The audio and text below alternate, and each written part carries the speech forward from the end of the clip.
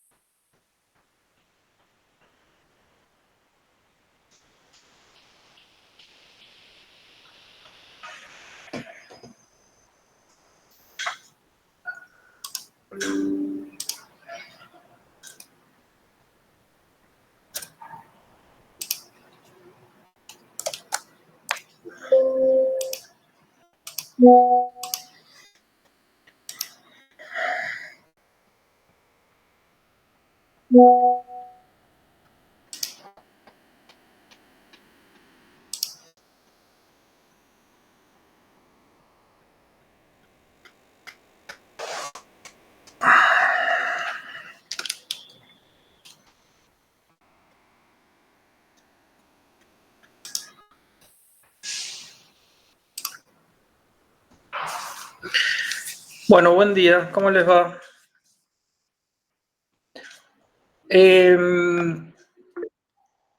Lo primero, de los temas que vimos en la clase pasada, ¿tienen alguna duda? ¿Algo que quieran consultar? ¿Leyeron el material?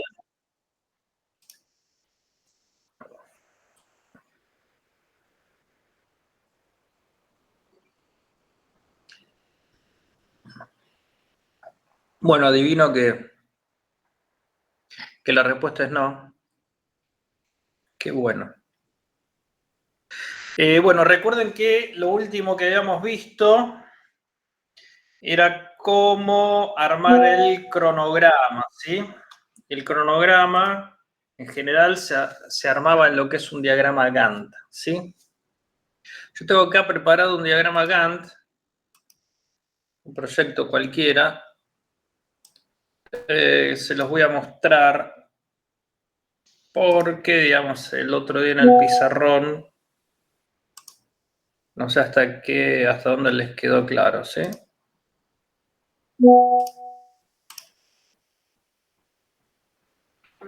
¿Ven ahí mi pantalla?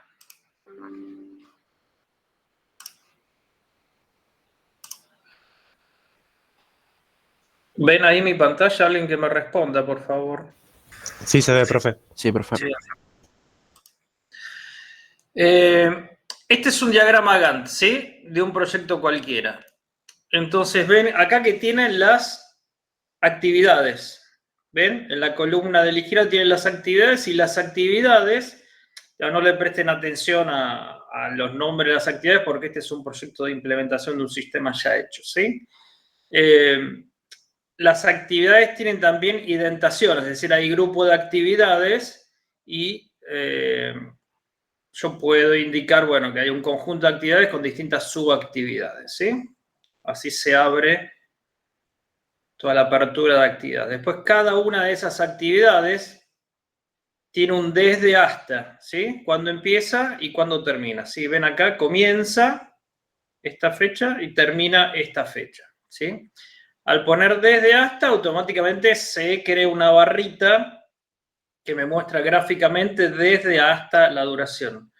Por supuesto, las tareas sumarias o resumen se muestran con esta barra, ¿sí? Que engloba a todas las tareas de detalle. Y una particularidad que tiene esta herramienta, esta en particular es el Microsoft Project, me permite poner al lado de cada tarea qué porcentaje de avance tiene, ¿sí?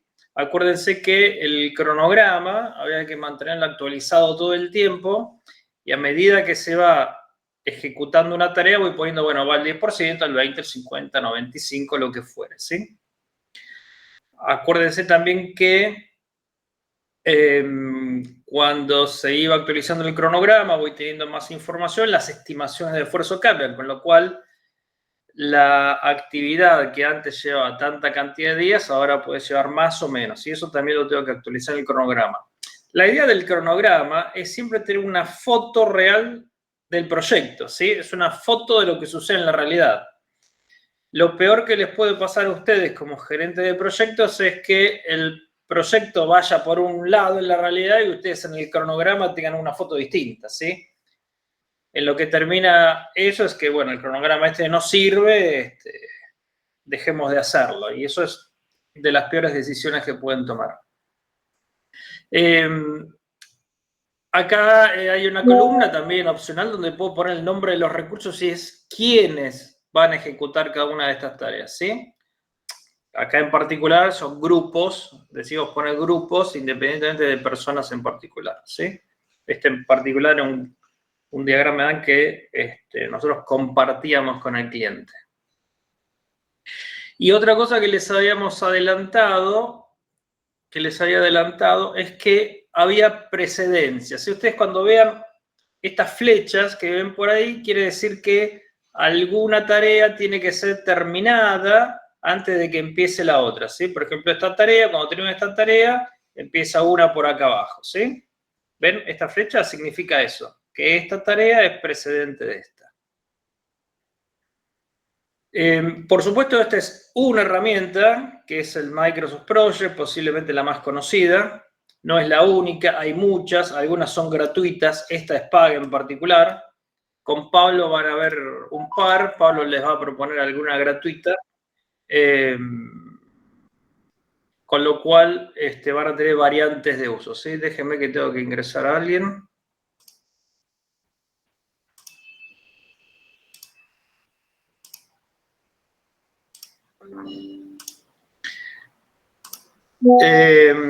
Pero ¿les queda más claro ahora lo que es un diagrama Gantt?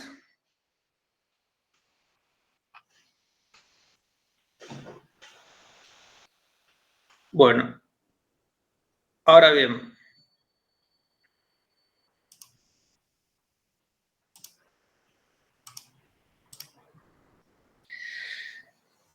Recuerden que para hacer un diagrama Gantt tengo que tener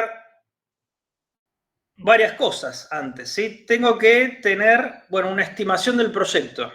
Ahora en un rato vamos a ver el principio del método de estimación. Una estimación del proyecto. ¿Qué es una estimación del proyecto? Una estimación del esfuerzo necesario para implementar el proyecto, ¿sí? Para desarrollar un sistema, implementar una herramienta, lo que fuera, ¿sí?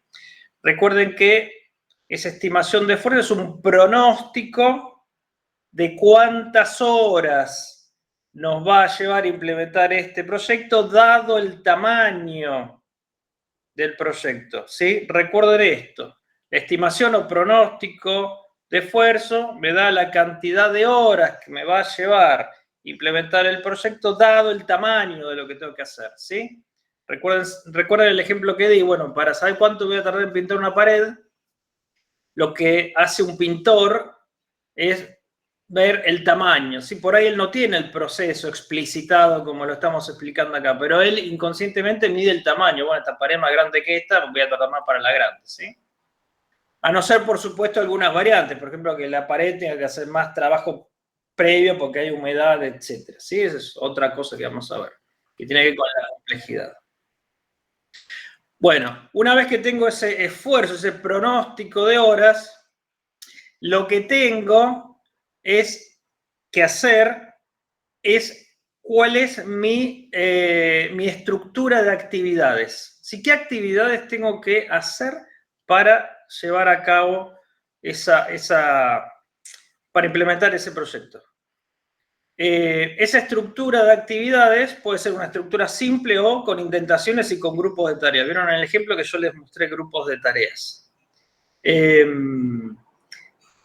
Y una vez que tengo esas dos cosas, necesito, bueno, ¿y con qué equipo lo voy a hacer? ¿Con qué personas? ¿Con qué recursos humanos? Y ahí puedo completar la columna de recursos humanos que les mostré en el gráfico también. Entonces ahí ya tienen los 3 elementos necesarios para hacer el diagrama Gantt, que el primer diagrama Gantt va a ser una primera versión que seguramente no será correcta, pero con las versiones lo van a ir ajustando. ¿Sí? Bien, ¿preguntas hasta ahora? Yo tengo una, profe. La, Adelante. fu- la fuerza de trabajo influye en el tiempo que tarda porque con lo que usted mostró había un nivel de progreso al lado de cada tarea. Entonces, la fuerza de trabajo que usted aplique, por ejemplo, asigna 2 recursos a ciertas tareas y en la próxima subtarea asigna 3 recursos. ¿Esa fuerza de tarea influye en la barra de tiempo? Absolutamente. Buena pregunta. Había dicho algo en la clase pasada, pero es bueno repasarlo. Cuando uno hace la estimación de esfuerzo para inventar un proyecto, le da la cantidad de horas. ¿Sí? Esa cantidad de horas es la cantidad de horas que lleva el proyecto, pero no es el desde hasta en la fecha. ¿Sí? Por ejemplo, 2.000 horas, si esas 2.000 horas la va a hacer una sola persona, va a tardar una cantidad de meses terrible. ¿Sí?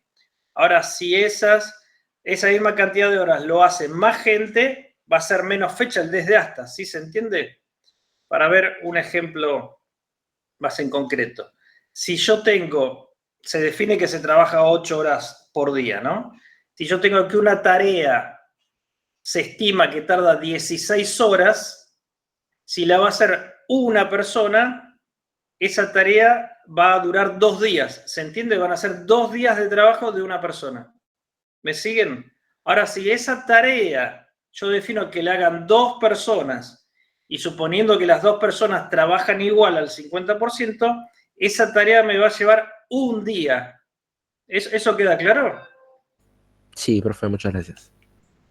Bien, ¿les quedó claro al resto? ¿O todavía están medio dormidos? Profe, una pregunta. ¿Cuáles eran los 3 elementos del diagrama? Bueno, el diagrama tiene muchos elementos, pero los 3 ejes que tengo que tener claro para poder hacer el diagrama es, primero, mi estructura de actividades, ¿sí? ¿Qué actividades tengo que hacer? Después, ¿qué recursos humanos? Y después la estimación de esfuerzo. ¿Sí? Listo, gracias.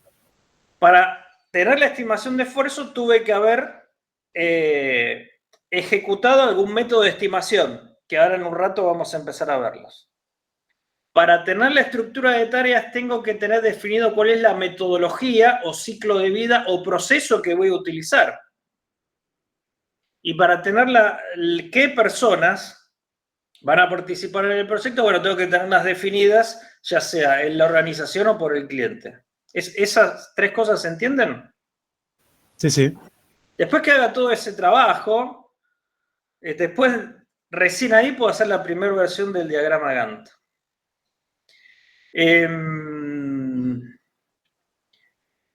Bueno. Otra cosa que es media obvia, las estimaciones de esfuerzo, siempre que lo hagan, están pensadas para recursos con capacidades estándar, ¿sí?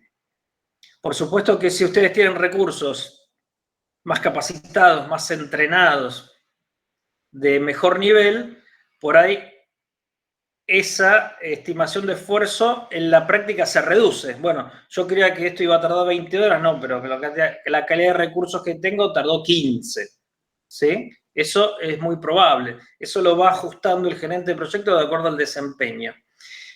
También puede suceder lo contrario.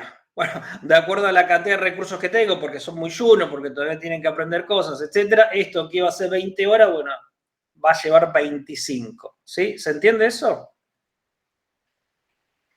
Sí, profe. Bien, otra cuestión importante es el grado de división que yo puedo hacer de una actividad.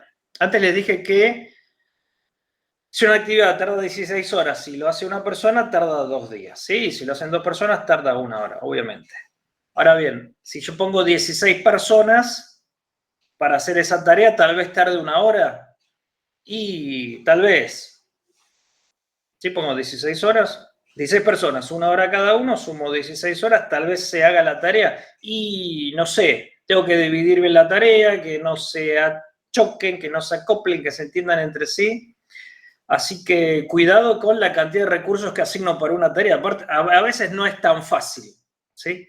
A veces no tengo la cantidad de personas que pueden hacer una tarea, con lo cual me gustaría que participen 2 personas para hacer esta tarea, pero no la tengo, porque solo tengo una que lo sabe hacer, ¿sí? Acá tengo una pregunta. En el caso de que el proyecto se termine, me perdí, ahí voy.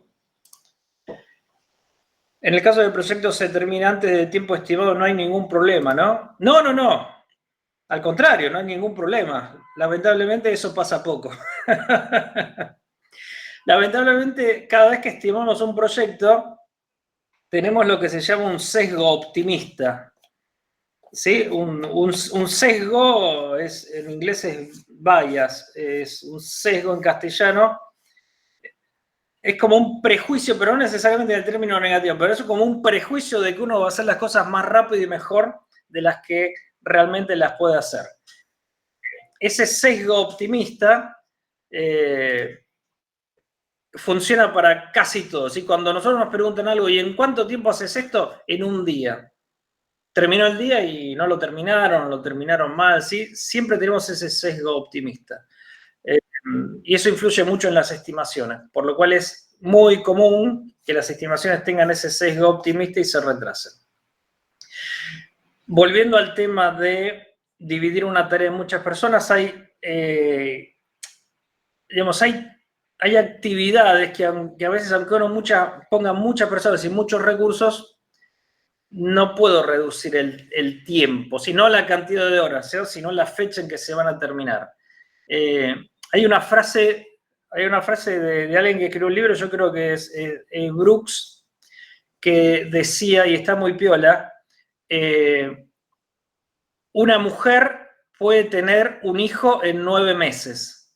Ahora, 9 mujeres no pueden tener un hijo en un mes, ¿sí? Hay procesos que llevan su tiempo y no hay forma de adelantarlos, ¿sí? Anótense la frase, está buena. Cuando alguien le dice, bueno, pero poné más recursos, bueno, esa es una buena frase para sacar. ¿Tengo alguna otra pregunta por acá? En el caso de que el proyecto se termine antes, no hay problema, no. A veces. Bueno, a veces sí, a veces no. ¿Sí? A veces cuando uno pone más recursos en una actividad, lo que provoca es más overhead. ¿Qué es overhead? Bueno, tareas que se hacen más allá de la tarea propiamente dicha. Por ejemplo, si yo pongo 10 personas para hacer una tarea y la tarea no es demasiado grande, lo que provoca es más tiempo de comunicación entre ellos y que se coordinen entre ellos de lo que por ahí lo hubiesen hecho 2 personas. ¿Sí? ¿Se entiende eso? Con lo cual, esas cosas dependen mucho del gerente de proyecto y de qué tan atento esté el gerente de proyecto a cada una de las actividades. ¿Hasta ahí me siguieron? Sí, profe. Bueno. ¿Dudas de esto? ¿Seguro que no hay? Por ahora no. Bueno. Bueno. En el trabajo práctico, en uno de los trabajos prácticos van a tener que hacer con Pablo diagrama Gantt y demás. Háganlos a conciencia, es importante, ¿sí? Es bueno que ya cuando empiecen su primer trabajo ya sepan que es un diagrama Gantt. Tal vez no hacerlo, el primer trabajo no les va a tocar hacerlo, pero posiblemente el primer trabajo alguien les dé el diagrama Gantt y les diga, mira, vos estás acá, en esta actividad, ¿sí? Chau. Ustedes, bueno, tienen que saber cuándo empiezan, cuándo tienen que terminar, ¿sí? Bueno. A ver. Bueno, vamos a pasar entonces ahora, cerramos un capítulo, empezamos otro, que es métodos de estimación. ¿Se acuerdan que iniciamos algo la clase pasada? El método de estimación es un método de estimación de esfuerzo para hacer un proyecto de software, ¿sí? Ya sea desarrollar un nuevo sistema, implementar un sistema ya hecho, etcétera, ¿sí? Esa estimación, yo siempre, tanto como uso la palabra estimación, que suele dar la idea de la aplicación de un método científico, uso también la palabra pronóstico, ¿sí? Nosotros tenemos que pronosticar cuántas horas nos va a llevar a hacer este proyecto de software. ¿Y por qué uso la palabra pronóstico? Porque cuando uno usa la palabra pronóstico, lo asocia, entre otras cosas, al clima, y sabe que es algo bastante impreciso, ¿sí? Bueno, las estimaciones de esfuerzo, las primeras sobre todo, son bastante imprecisas, ¿sí? Como el pronóstico del clima. Sin embargo, usamos métodos y técnicas bastante elaboradas. La primera versión de esa aplicación de métodos y técnicas es imprecisa, pero a medida que uno lo va refinando, se va haciendo cada vez más preciso, ¿sí? Bien. Otra cosa que dijimos es los pronósticos en general, incluidos los del clima, son más precisos cuando el horizonte es más pequeño, ¿sí? Y más imprecisos cuando el horizonte es más largo, ¿sí? Cuando yo tengo que pronosticar el clima para mañana, la probabilidad de que la precisión sea alta es mucha, ¿sí? Ahora, cuando un meteorólogo tiene que pronosticar el clima para dentro de 20 días, la precisión empieza a bajar, ¿sí? Con nuestros pronósticos, los que vamos a hacer son parecidos. Cuando nosotros tenemos que pronosticar algo pequeño, algo que en teoría termina en 2 días, el margen de error seguramente va a ser muy bajo. Cuando nosotros tenemos que pronosticar desde el inicio al fin un proyecto que todavía no empezó y que terminará en un año, el margen de error es alto, ¿sí? Ahora bien, la utilidad también tiene que ver con eso, ¿sí? Por ahí, a mí saber el pronóstico para mañana no me interesa tanto, pero me interesa saber el pronóstico para la semana que viene. Para un proyecto de software es lo mismo, no me interesa tanto saber si voy a terminar este sistema mañana o pasado, sino que por ahí hace un año me gustaría haber sabido cuándo iba a terminar el proyecto, ¿sí? Bueno, ¿eso se entiende? ¿Esos conceptos se entienden? Sí, sí. Profesor, Sí, adelante. yo venía estudiando así la guía de preguntas, así sobre estimaciones, también estaba viendo cosas como la ecuación del software que decía esfuerzo igual a distintos parámetros, como parámetros de efectividad que hacía como planteaba cosas como la madurez de algo o algo así. Yo venía estudiando las dos guías y creo que más o menos eso es lo que venía planteando, además del hecho de que, como usted dijo, no todos, ¿cómo era? Al hacer así las estimaciones no se trata tanto de establecer una verdad definitiva, sino más bien de dar una estimación que se vaya actualizando con el tiempo y anticipándose a posibles imprevistos. Es correcto, sí, no, a ver, para resaltar algo y recalcar algo. La primera estimación que van a hacer, como el primer diagrama Gantt que van a hacer, me atreveré a decir que en el 100% de los casos no se va a cumplir. Sin embargo, ese es el primer paso para ir refinando todas las estimaciones y el diagrama, ¿sí? Ahora bien, cuando ustedes tengan el último día del proyecto, que digan terminé, ustedes van a tener el diagrama definitivo y el que seguro se cumplió, ¿sí? Y si ustedes se hubiesen hecho una estimación de esfuerzo 10 minutos antes, iba a ser re preciso y iban a decir, bueno, en 10 minutos termino el proyecto, ¿sí? Ahí es cuando seguramente tengo la precisión del 100% de lo que va a pasar en el proyecto, pero es bastante inútil, ¿sí? Está claro. Otra cuestión, y lo vemos un poco con los riesgos, las estimaciones de esfuerzo no solo son imprecisas porque falta información, porque se van depurando a través del tiempo, sino que pueden pasar infinidad de inconvenientes mientras se desarrolla el proyecto, ¿sí?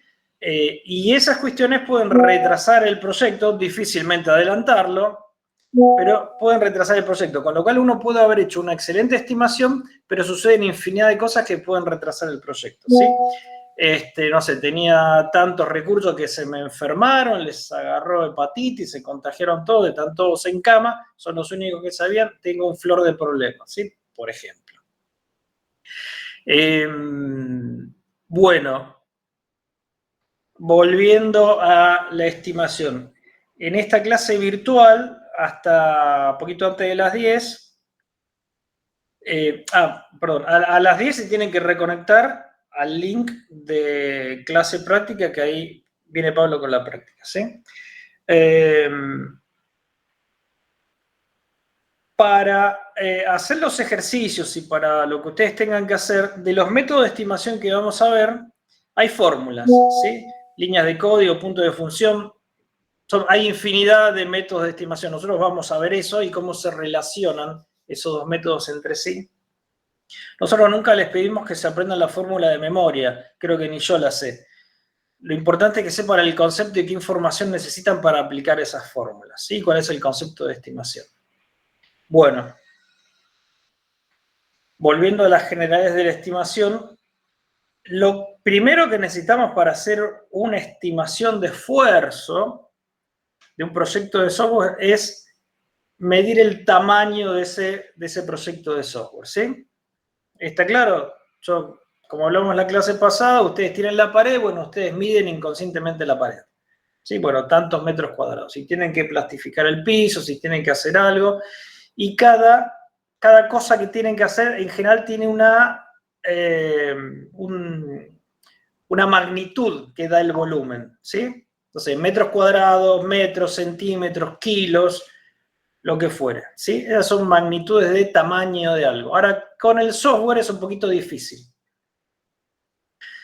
Entonces, ya hace décadas, gente muy inteligente definió, bueno, a ver, ¿qué le ponemos para tamaño del software? ¿Cómo medimos el tamaño del software? Todas las que conocemos no pueden ser, a pesar de que, como yo siempre digo, alguna gente pide, bueno, hacer 1 kilo de sistema y te lo pago, ¿no? Por la forma en que piden las cosas. Entonces, bueno, lo primero que tenemos que ver es el tamaño de lo que tenemos que hacer. Una buena métrica de tamaño, una buena magnitud de tamaño, como dijimos la otra vez, son las líneas de código, ¿sí? Algo que tiene, un programa que tiene 1000 líneas de código es más grande que un programa que tiene 10 líneas de código. Hasta ahí está claro, ¿sí? Ahora bien, como en la pared, eres claro cuando una pared es más grande que la otra. Ahora bien, ¿qué pasa cuando una pared está impecable y solo tengo que darle pintura? Y cuando una pared, antes de pintarla, tengo que sacarle la humedad, ¿sí? Perdón a los que se den maña con la pintura, por mi lenguaje, pero bueno, es lo que sé de paredes. ¿Sí? ¿Se entiende? Me va a llevar por ahí la pared que es más pequeña con humedad, me va a llevar más tiempo pintarla que la pared que es más grande sin humedad. Entonces, volviendo a un programa, es posible que el programa de 1000 líneas de código sea más fácil de hacer y uno lo haría más rápido que el programa de 10 líneas de código. ¿Y eso por qué? Porque puede haber un programa de 10 líneas de código que sea extremadamente complejo, que tenga muchas condiciones, que tenga muchas bifurcaciones, y puede haber un programa de 1000 líneas de código que sean 1000 líneas repetitivas de una impresión, por ejemplo. ¿Sí? Que es extremadamente fácil. ¿Hasta ahí se entiende? Con lo cual, además de tener el tamaño, tengo que empezar a considerar después del tamaño la complejidad de eso que tengo que hacer. ¿Sí? Primero tamaño, qué tan grande es. Después, bueno, qué tan complejo es hacer esto. Más funciones, más complejos, más bifurcaciones. Hay un gráfico de complejidad ciclomática, no sé si lo vieron. El gráfico de complejidad ciclomática da un número de la complejidad de una porción de código que tiene arcos, nodos. Uno hace una cuentita, creo que es nodo menos A, nodo menos A,2, una cosa así, y te da un número. Y cuanto más grande ese número, más complejo. ¿Eso lo vieron en alguna materia o no? Si lo vi, no me acuerdo. Bueno. Google, está bueno, complejidad ciclomática. Eso además se usa para pruebas de software, para definir los caminos que puede llevar adelante, el flujo de control que se lleva adelante en un programa. ¿Sí? Si tenemos tiempo, se los muestro en clase. Es complicado explicarlo virtual, se lo tengo que hacer en un pizarrón, así que la clase que viene por ahí se los explico. Bueno, volviendo al tamaño. Las líneas de código está bastante claro que es una buena métrica para el tamaño del software. Ahora bien, ¿qué habíamos dicho de las líneas de código? Que yo sé exactamente la cantidad de líneas de código cuando terminé el programa. ¿Sí? Terminé, fin, ahí empiezo a contar las líneas y ya las tengo. Bueno, sí, bárbaro. Pero es una métrica tardía, como decimos. ¿Qué es tardía? Y sí, que me hubiese gustado tenerla antes de siquiera hacer una sola línea de código. Bueno, entonces, ¿cómo vas a saber la cantidad de líneas de código si todavía no empezaste a hacer ninguna? Bueno, ahí empiezan los problemas, ¿sí? Entonces hay otras técnicas, que es, por ejemplo, la de puntos de función. La de puntos de función me permite darle un tamaño a lo que tengo que hacer que no es con líneas de código, sino con puntos de función. ¿Sí? Antes tenía el tamaño de este programa, son tantas líneas de código. Ahora tengo, en forma temprana, el tamaño de este programa son tantos puntos de función. ¿Sí? ¿Me siguen hasta ahí? Yo había visto, disculpe profesor, yo había visto así la guía que decía como que eran métricas para, es que traté de responder todas las guías de preguntas, era como que usaban la línea de puntos y la línea, es que tengo cualquier cosa. Bueno, espera, después lo repasás, si no trazamos a todos. Entonces, Perdóneme que un son muchas. tamaño. ¿Qué? Perdóneme que hace unos días recién terminé de hacer la guía de preguntas y como que hay muchas cosas que todavía, perdóneme. Está bien, no hay problema. Entonces, por ahora, tengo dos métricas de tamaño, estamos hablando, ¿sí? Por ahora tenemos entonces líneas de código y cantidad de puntos de función. Esas son las dos que vamos a ver en clase nosotros. Ahora, hay otras, y que ustedes las pueden, si entienden estas dos, que son las básicas, pueden entender cualquier otra. Hay otras que se usa mucho, que es puntos de casos de uso. ¿Sí? Cuando uno define los casos de uso, uno va contando, aplica alguna fórmula y eso le da también el tamaño. Uno puede decir, entonces, ¿cuál es el tamaño de esto? Bueno, tantos puntos de caso de uso. ¿Sí? Bien. Ahora bien, tengo estas dos magnitudes, ¿sí? Puntos de función y líneas de código. Cuando yo tengo líneas de código y terminé de hacer el programa, hay un montón de información disponible. Yo ya tengo ahí cerradito, cerradito, cuánto fue el tamaño del programa que hice y tengo cuánto tiempo tardé, cuál era la complejidad de ese programa, cuántas personas usé, etcétera, etcétera, etcétera. ¿Sí? Con lo cual tengo un montón de información para cuando se termina de hacer el proyecto o ese programa que tengo que ver. ¿Sí? Esa información que tengo, esa información que alguien diría, bueno, pero eso recién se puede usar cuando ya terminaste y sabes la cantidad de líneas de código. Sí, correcto. Pero tenemos una forma de pronosticar, ya no el esfuerzo, sino primero pronosticar la cantidad de líneas de código que va a tener un programa. ¿Me siguen hasta ahí o ya los mareé? Yo, profe, le quiero preguntar en particular qué es un punto de función. Bueno, por ahora lo que dijimos es una magnitud de tamaño, nada más. No te asustes. Ah, ok. O sea, si no sabes qué es, vas bien. Va, perfecto. Gracias. Un punto de función es como un metro. ¿Qué es un metro? Una magnitud. Muy bien. Va bien. Pues. ¿Sí? ¿Se entiende? ¿Preguntas? Vamos, pregunten. Es gratis.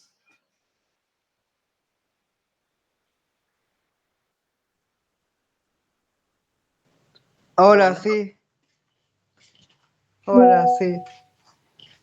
Una de las consultas que quería hacer era respecto a cómo era, primero lo de la ecuación de software, porque creo que eso era para medir el esfuerzo y creo que no sé si esto también podría servir como para calcular así cosas como el tema del código, porque yo tenía la idea de que primero para medir así el tamaño del software, primero tendría que medirse los problemas a resolver y todo eso.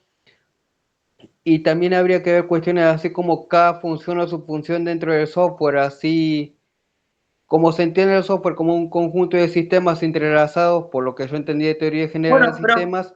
no te adelantes. Seguí el hilo de lo que estoy explicando. No me preguntes por adelantado. Si no, nos confundimos todos, ¿sí? Es que cuando Todavía estudié, no hablé de ninguna ecuación yo. Así que cuando hable de ecuaciones me preguntas, ¿sí? está bien.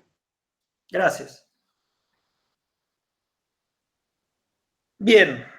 Entonces, lo que había dicho para amarrarlos un poco es que ahora, antes de siquiera estimar el esfuerzo, voy a estimar la cantidad de líneas de código que va a tener un programa, un proyecto. ¿Por qué me gustaría estimar la cantidad de líneas de código? Porque cuando yo llego a la cantidad de líneas de código, métrica tardía, que tiene un programa, obtengo un montón de información de eso. ¿Sí? Bien. Ahora bien, entonces vamos a los puntos de función. El objetivo acá es tratar de estimar el tamaño de lo que tengo que hacer usando puntos de función. ¿Sí? Es decir, tengo que llegar a decir, bueno, este programa que tengo que hacer, este sistema, este proyecto, son X cantidad de puntos de función. ¿Sí? Y es una métrica de tamaño. Bien.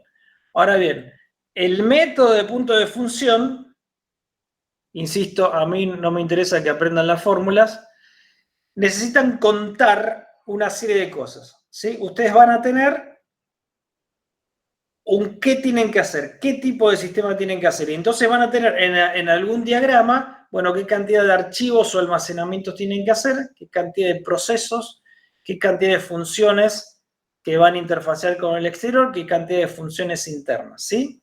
Y cada una de ellas, las funciones sobre todo, ustedes le pueden estimar alguna complejidad, alto, medio, bajo, por ejemplo. ¿Sí? ¿Hasta ahí me siguen? Yo todavía no programé una línea de código, pero tengo ese mapa, tengo ese diagrama. Entonces, en base a ese diagrama, puedo usar los puntos de función. Los puntos de función tienen que contar la cantidad de almacenamientos internos, la cantidad de funciones internas, externas y un par de cosas más. Teniendo esos números, los mete en una fórmula y esa fórmula le da tanta cantidad de puntos de función. ¿Se entiende hasta ahí? lo que están haciendo mide tanta cantidad de puntos de función, no sé, 25 puntos de función, por decir algo.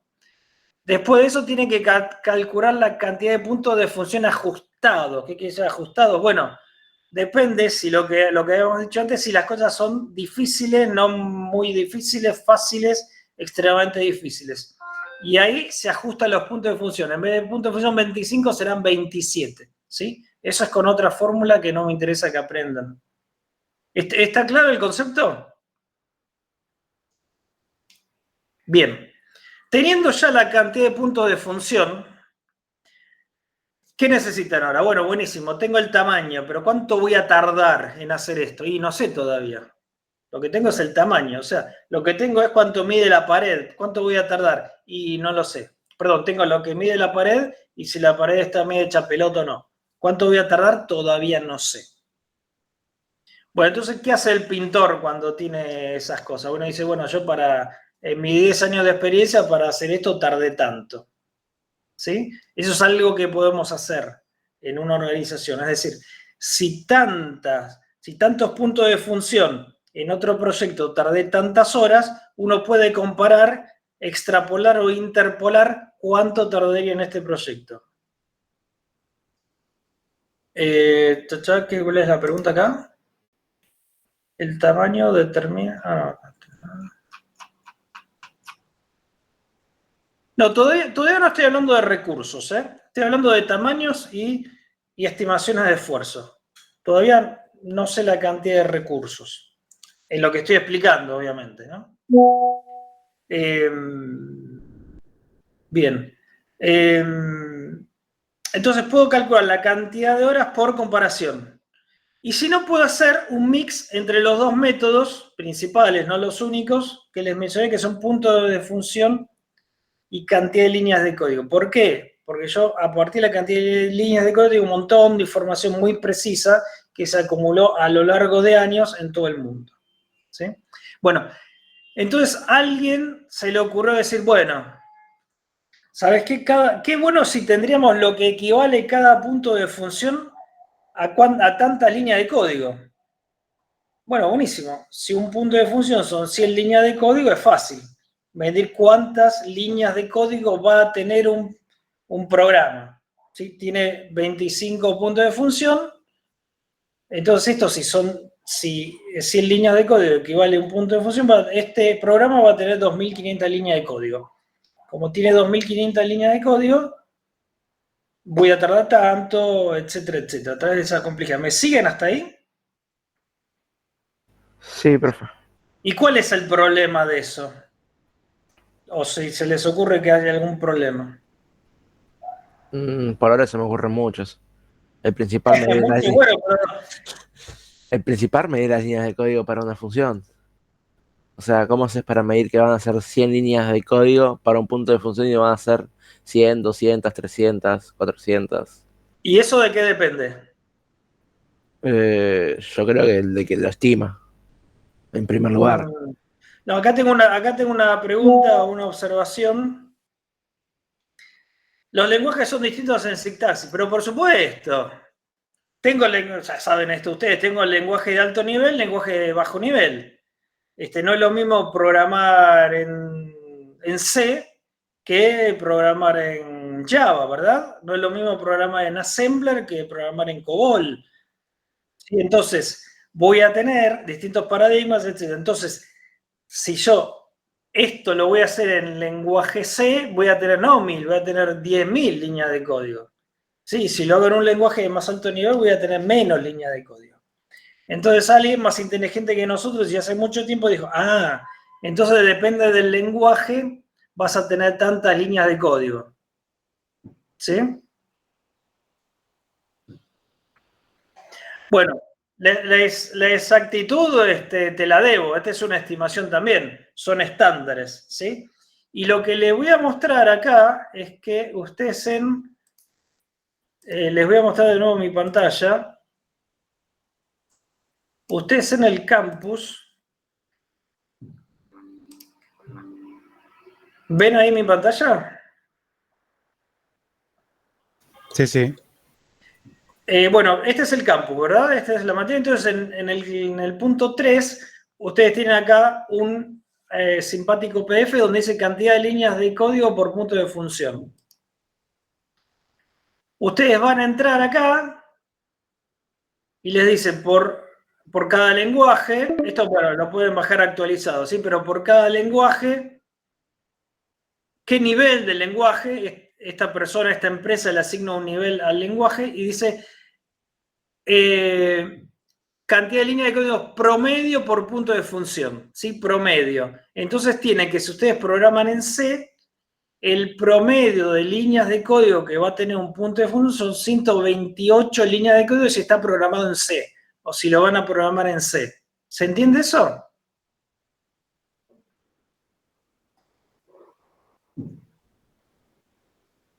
Sí.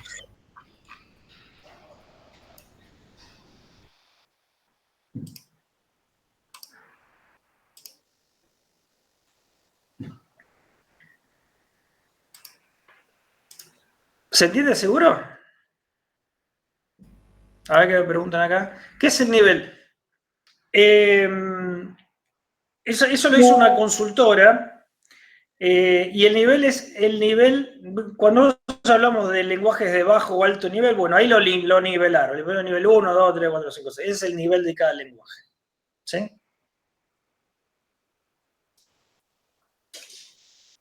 ¿Hasta ahí me siguieron? Bueno, cuando uno sabe en qué lenguaje se va a programar y tiene la cantidad de puntos de función, entonces puede calcular la cantidad de líneas de código. Y teniendo entonces la cantidad de líneas de código, puedo aplicar los métodos de estimación basados en líneas de código, por ejemplo, COCOMO. ¿Sí? O sea, no tenía la métrica tardía de líneas de código, con una métrica temprana, que es punto de función, estimé la cantidad de líneas de código y con eso apliqué los métodos de estimación de líneas de código. ¿Se entiende hasta ahí el concepto? Bueno, es importante que entiendan esto para después aplicar las fórmulas. Digamos, con Pablo van a hacer ejercicios donde tienen que aplicar un método del otro, es aplicar las fórmulas, pero si no entienden los conceptos, digamos, la aplicación de fórmulas es inútil, ¿sí?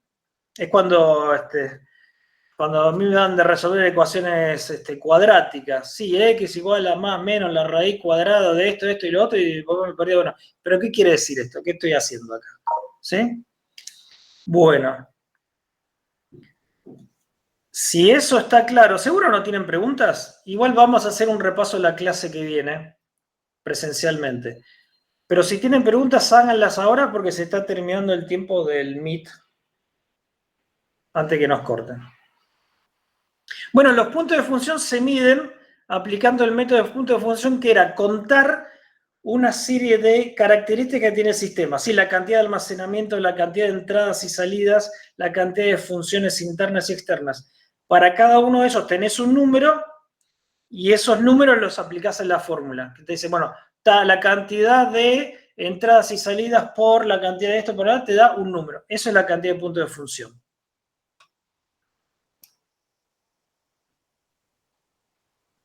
¿Hay algún ente que regule esto de los promedios por línea de código? No, no hay ningún ente. Son estimaciones privadas, por suerte. Internacionales, ¿no? Todo esto ya está hecho, ustedes lo tienen que buscar en internet, no tienen que definir ustedes estas cosas. ¿Sí? El tema es que cuando sale algún lenguaje nuevo que por ahí no está en alguna lista actualizada. ¿Más preguntas?